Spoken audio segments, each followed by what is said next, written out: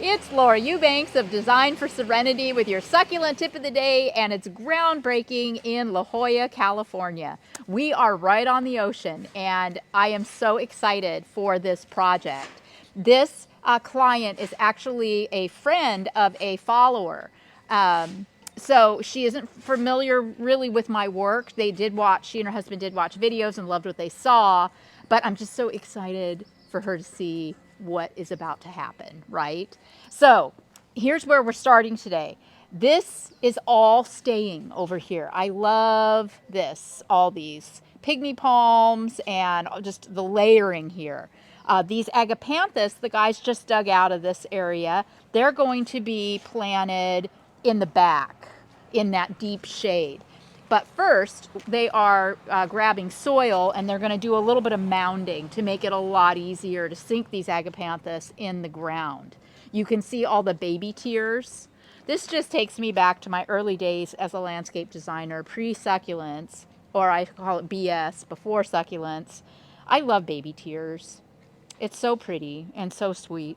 And I digress. So, anywho, yeah, they're going to be moving all the agapanthus to the back, and then this area here is going to be blown out in a gorgeous succulent tapestry.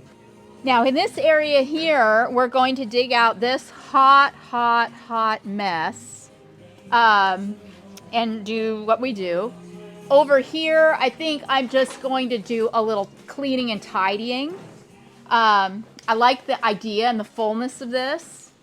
This pot, this is actually a Petalanthus bracteatus, believe it or not, that has been knotted and done weird things. It's been basically brutalized, so we'll figure this out.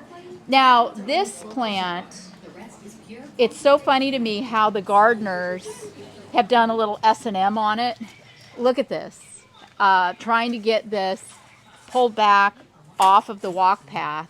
What I'm going to do is I'm going to follow these branches, and I'm going to cut more branches off of this and get rid of all of these ropes and restraints. This area here currently is home to a few hydrangeas, which we are going to move to a shady north-facing area in the back. And over here, you can see we've got a few more agapanthus that will be rehomed. This is all going to be planting space. I think this fern here, I think we will move that to the back. It's just in desperate need of more shade. So, I think it's going to be okay. So we'll dig that out and move it.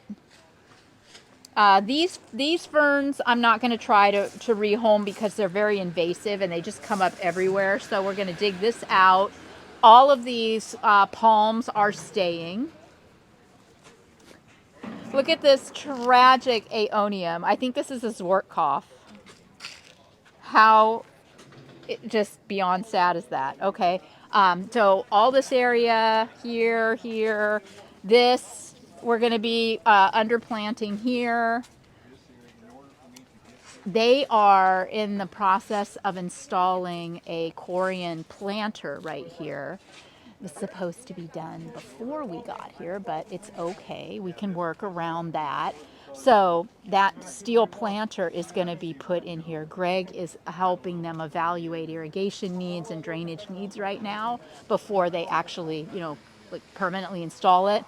Then once it's installed and we figure out the drainage and the irrigation, I'm going to fill it with soil and plant succulents in there. Our client also went out and bought some gorgeous pots, which we are going to fill with succulents, and those are going to be up on the deck area over there.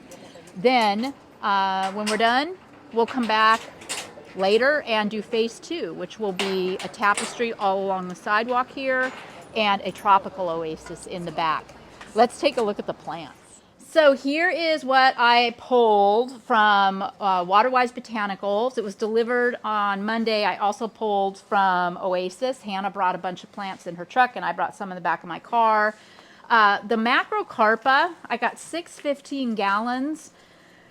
Probably only need 3 of these, you know me, in excess. But these I want to be the height in those corian planters. I want to do something, it's really hot over there, and I want to do something super sustainable and very, very interesting. So I thought these would be a great choice for my, I guess you call it thriller, right?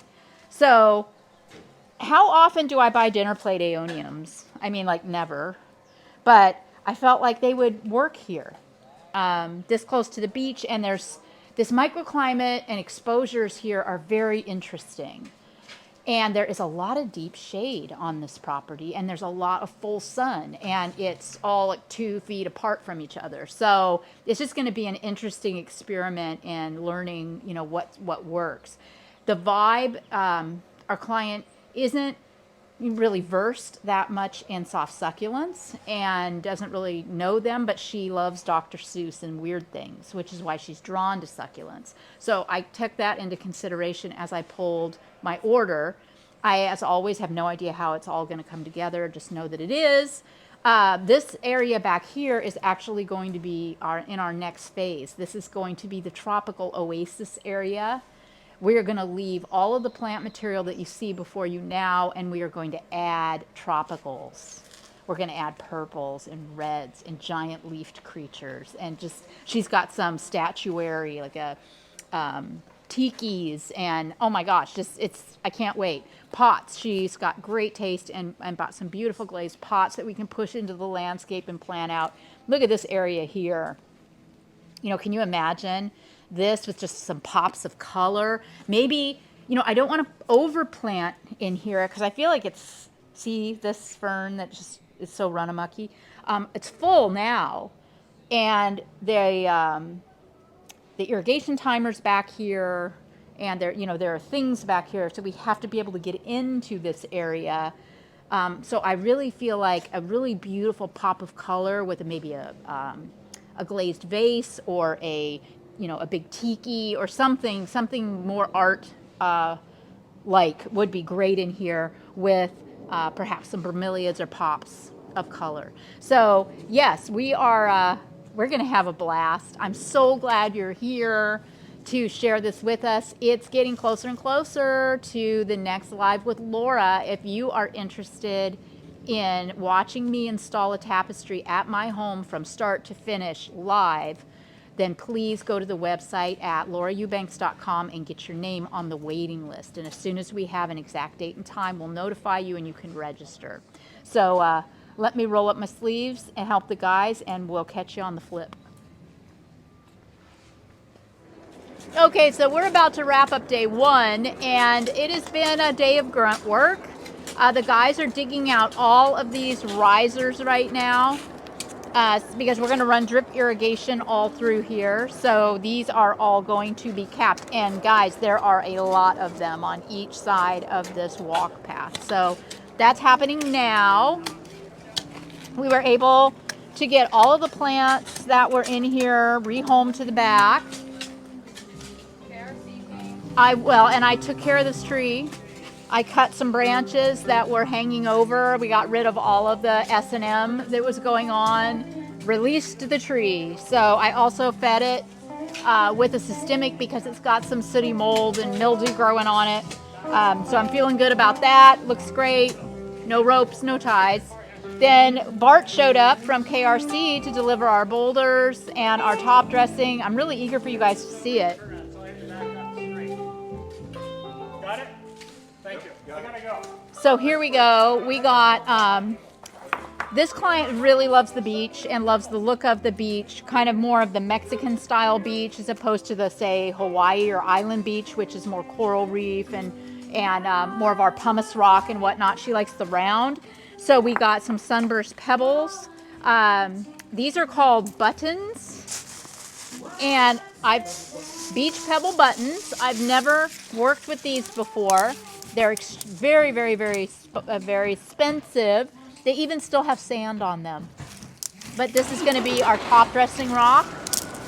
And then the client, oh, there's even some seashells in it. The client chose these boulders herself.